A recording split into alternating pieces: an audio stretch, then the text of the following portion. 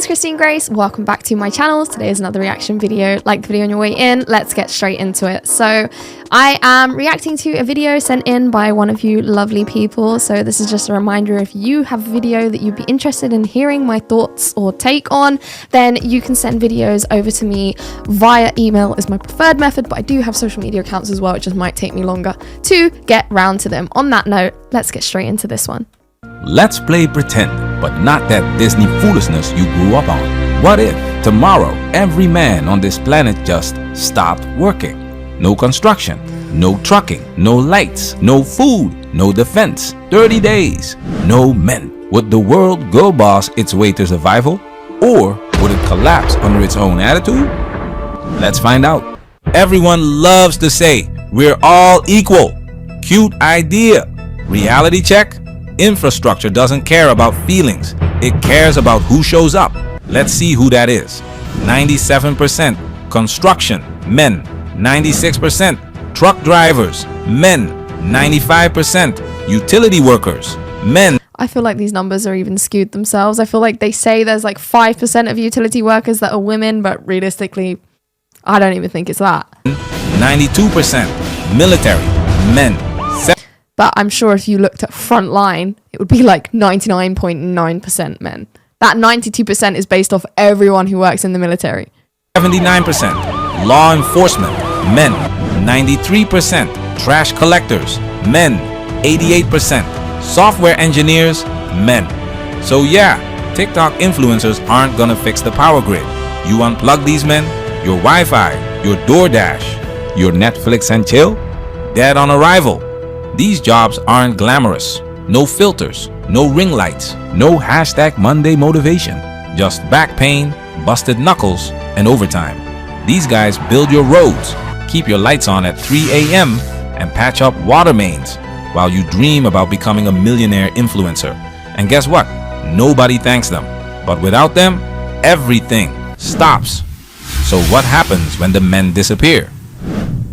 Day 1 to 3. Flights grounded, subways frozen, buses dead, garbage piles up. Surprise, rats love euphemism too. The president vanished, along with every male vice president, speaker, and senator. By law, the next eligible official steps in, and it's Pam Bondi, the Attorney General. Suddenly, she's the acting president, thrust onto a platform without a stage. Because authority isn't power without people to carry it out. Meanwhile, Twitter lights up with hashtags. Hashtag he strike. Hashtag temporary kings. Everyone jokes about how women got this. Sure, don't believe the waste warning? In 1968, New York's sanitation workers went on strike. By day 3, 30,000 tons of trash buried the sidewalks. One city, 3 days, a mountain of rot. Now picture that everywhere. Day 4 to 7. Then, reality swings a hammer. Gas stations bone dry. Grocery shelves empty. Hospitals ration oxygen. No supply trucks coming. 911 rings and rings. Nobody left to answer. Meanwhile, the new president is live streaming hope speeches under flickering lights because no power crews. TikTok meltdown. Instagram meltdown. Your phone?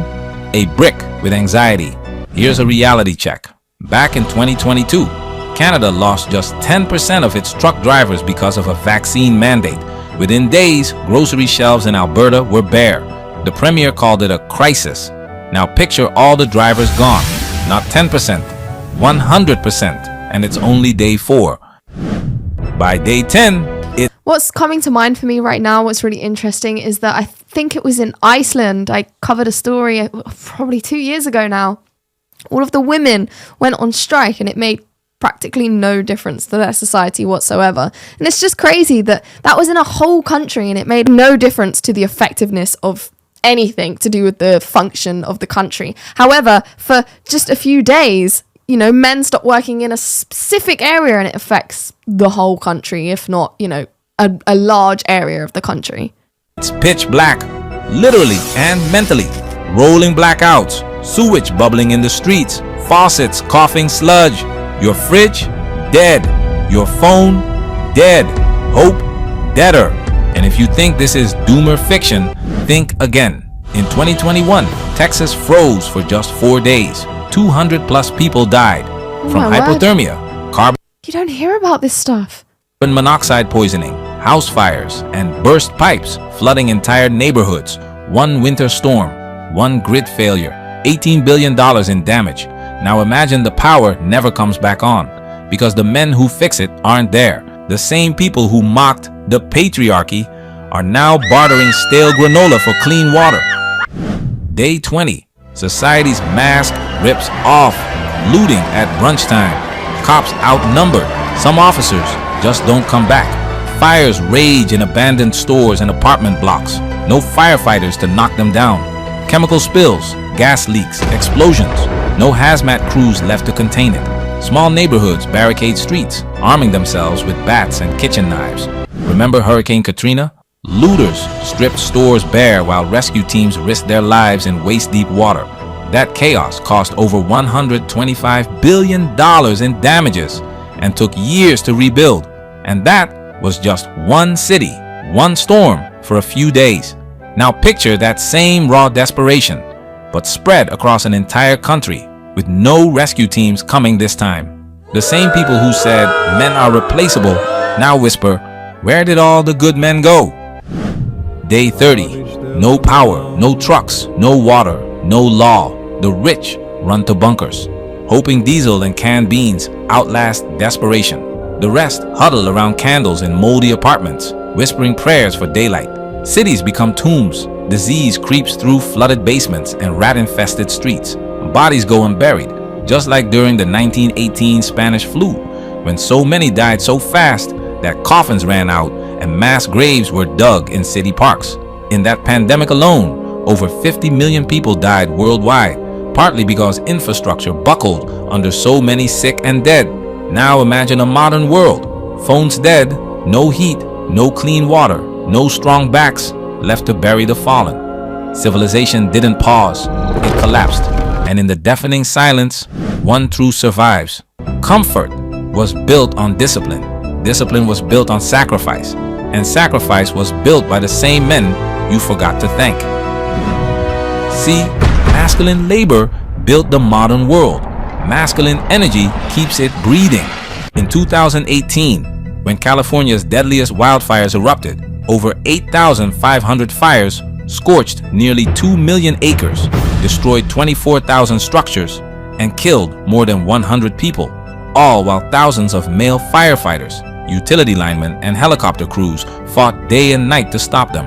No viral trends, just grit and elbow grease. If men stop working, the fantasy of independence shatters overnight because hashtags don't unclog sewers, tweets don't fly helicopters into wildfires, and corporate suits don't run power lines through a blizzard at 2 a.m.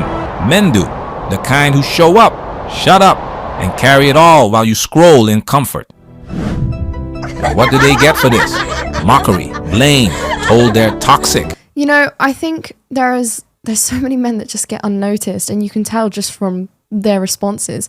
If you meet someone who does a job that you know you wouldn't do, and I'm speaking mostly to women here, if you meet a guy who's a police officer or a firefighter or a construction worker, just thank them.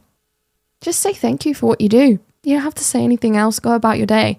I can guarantee you that man's probably never, if not rarely, heard that in his lifetime. And they deserve to hear it, because what would we do without them? There is no woman out there that actually has a good answer for that, unless they're completely delusional. Yet, they still show up. Why? Because purpose beats applause, duty beats dopamine. But never forget, if they vanished for just a month, this empire of convenience crumbles fast, while many sat safe, scrolling past the wreckage, never realizing who kept the lights on. In 2020, male truckers didn't get to stay home. They drove through the pandemic with exposure risk, delivering food, medicine, and gear, while many sat safe. Freight waves reported on drivers facing infection risk at every truck stop, with no work-from-home option. Transport Topics called them frontline heroes, honoring the daily sacrifice that kept shelves stocked and hospitals supplied. So here's the moral of this not-so-fairy tale. respect the foundation, or watch the house collapse on top of you. Men, stand tall, not bitter, not boastful, just aware. Because you're not just workers, you're civilization's insurance policy. Don't let anyone forget it. We men, ain't we? So this video was sent to me and it is from the channel Manosphere Highlights Daily. I've come across this channel many a times before. I'm a big fan of their channel. I'm sure they've covered videos of myself before, which was really enjoyable. And yeah, you should definitely go check them out. Manosphere Highlights Daily. Yeah, great channel, great insight. And I love the fact, what I've just seen, I've not seen a video like that from them before. You know, the kind of animation that's been created alongside the actual truth of the stories that were shared. There's a lot of information in there that I didn't already know. So I am now more informed because of it. So you can do the same. Go over and subscribe to Manosphere Highlights Daily. On that note, I'm going to leave it there for today, guys. If you like this video, please do give it a thumbs up on your way out. Be sure to subscribe to the channel and keep up to date with all of my content by clicking the notification bell. And if you have a video for me to react to, you can send it over to me via email or by reaching out to me on my various social media platforms. And if you'd like to consider donating to the channel, you can click the link in the description at buymeacoffee.com or become a member right here on YouTube. And on that note, I'll see you very soon in the next one. Take care. Bye-bye.